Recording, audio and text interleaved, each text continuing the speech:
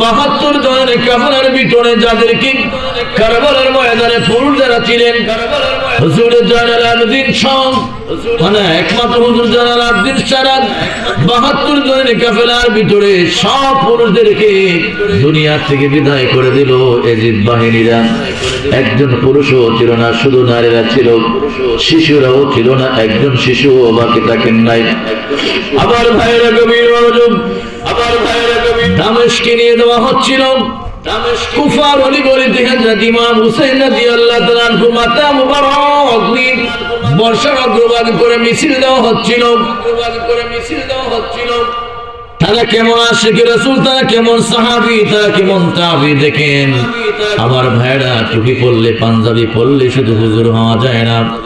এই 22,000 এজিদ বাহিনীর ভিতরে হাজার হাজার মুফতি মুহাদ্দিস মুফাসসির ছিল, কোরআনের হাফেজ ছিল। এরা ইমাম হুসাইনের গলার মধ্যে তরবারি দিয়েছে। জোরে বলুন নাউযুবিল্লাহ। হযরত ইমাম হুসাইন রাদিয়াল্লাহু তাআলা আনহু কি যখন কুফার অলিগলিতে যখন মিছিল দেওয়া হচ্ছিল, বর্ষার অগ্রভাগে এইরকম মাথায় গুলি গাঁথিয়ে মিছিল দেওয়া হচ্ছিল, আর মিছিলের সামনে একজন কোরআন শরীফ পড়ছিল। আল্লাহর হাবিবের নাতিকে অপমান করা হচ্ছে, কিন্তু এরপর আবার কোরআন শরীফ পড়ে তারা কোন জাতের মুসলমান চিন্তা করেন। রাসূল পাকের একজন তাবী, বিশ্বস্ত তাবী মিনহাল ইবনে আমর, তিনি বলছেন আল্লাহর কসম আমি দেখলাম একজন কোরআন শরীফ পড়ছিলেন, সূরা কাহফ তিলাওয়াত করছিলেন। যখন তিলাওয়াত করলেন أم حسبت أن أصحاب الكهف والرقيم كانوا من آياتنا عجبا الله أكبر أم حسبت أن أصحاب الكهف والرقيم كانوا من آياتنا عجبا। এই আয়াত যখন পড়ছিলাম, এই আয়াতের অর্থটা বলে দিই। আল্লাহ পাক বলছে আসহাবে কাহফ এবং রকিমের ঘটনা আমার নিদর্শন সমূহের মধ্যে অন্যতম আজব আশ্চর্যজনক একটা ঘটনা, নিদর্শন। এই আয়াত যখন পড়ছিল, হযরত ইমাম হুসাইনের কাটা মাথা মুবারক থেকে আওয়াজ বের হয়ে গেল, আজাবু আসহাবিল কাহফি কাতলি ওয়া হামালি। আমার ঘটনা এর চাইতেও আরো জঘন্যতম, আরো আশ্চর্যজনক ঘটনা। আমাকে শহীদ করে দেওয়া, আমাকে আমার মাথা নিয়ে বেইজ্জতি করা, এর চাইতে আরো জঘন্যতম আশ্চর্যজনক অপরাধ, জঘন্যতম অবাক হওয়ার মতো একটা নিদর্শন। জুড়ে বলে আল্লাহু আকবার।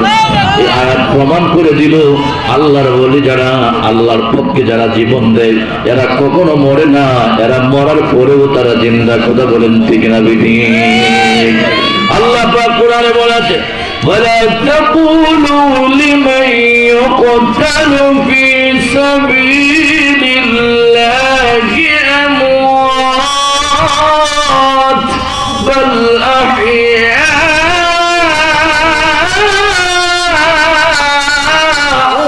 ولكن لا تشعرون।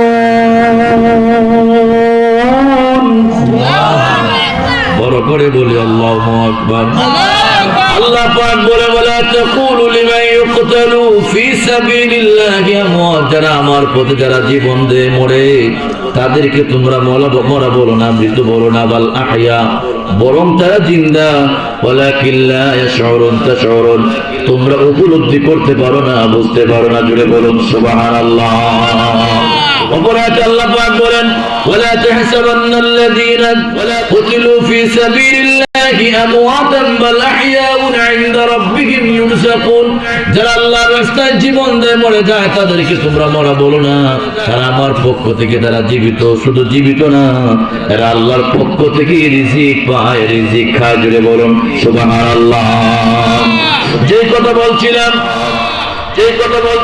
ইমাম হুসাইন রাদিয়াল্লাহু তাআলা আনহুকে দামেস্কের দিকে নিয়ে যাচ্ছিল এজিদের দরবারে।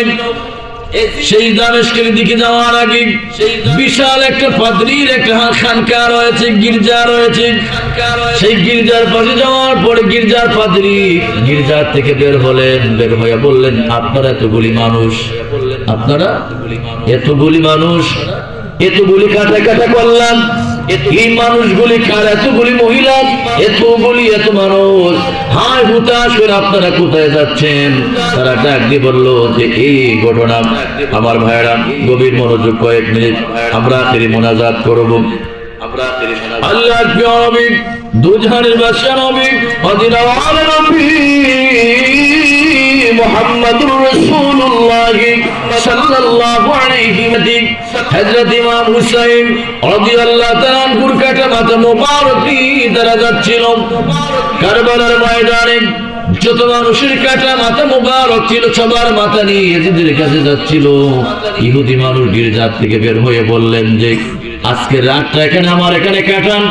তারা বলল না না, সরকারের মহান দায়িত্ব, আমার গুরু দায়িত্ব আমাদের কাজের মধ্যে দেওয়া হয়েছে, রাতের ভিতরে মাথা পৌঁছাতে হবে। তিনি বললেন যে দামেস্কের জমিনে তোমরা এখন যাইতে পারবে না, এত রাত হয়ে গেছে, অন্তত পক্ষে আজকের রাতটা তোমরা এখানে কাটাও, সকাল বেলায় ভোর বেলায় তোমরা আমার গির্জার থেকে বিদায় হয়ে যেও। ঠিক আছে থাকবো বলে কথা, ঠিক আছে থাকবো, থাকলাম জায়গা দেন। গির্জার পাদ্রী ডাক দিয়ে বলল রে ইয়াজিদ ভাইরি থাকবা বলে কথা। আওলাদ রাসূল সৈয়দ ইমাম হুসাইন রাদিয়াল্লাহু তাআলা আনহুর কাটা মাথা মুবারক আমার কাছে এক রাতের জন্য তোমরা আমার কাছে আমানত রাখো। তারা বলল জীবন দিতে পারবো, তার মাথা আপনার কাছে দিব না। বলে কেন? বলে এই মাথা নিয়ে ইয়াজিদের কাছে দিলে আমরা বকশিশ পাবো, স্বর্ণ মুদ্রা পাবো। আল্লাহু আকবার, স্বর্ণ উপহার পাবো, বিশাল গিফটার পক্ষ থেকে আমরা পাবো।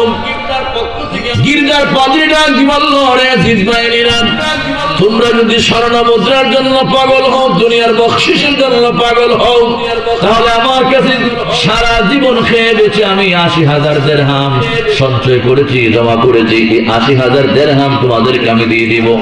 অন্তত পক্ষে বাকি কয়েক ঘন্টা রাত আছে, এই রাতটা তোমরা আমার কাছে ভাড়া দাও। জুড়ে বলি সুবহানাল্লাহ।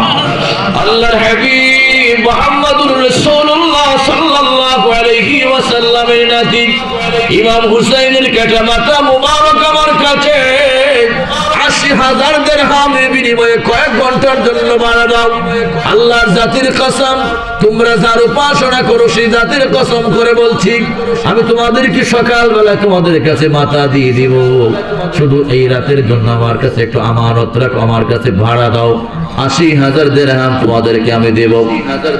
ইয়াজিদ বাহিনীরা এত গদির পাগল, দুনিয়ার পাগল, কথা বলেন।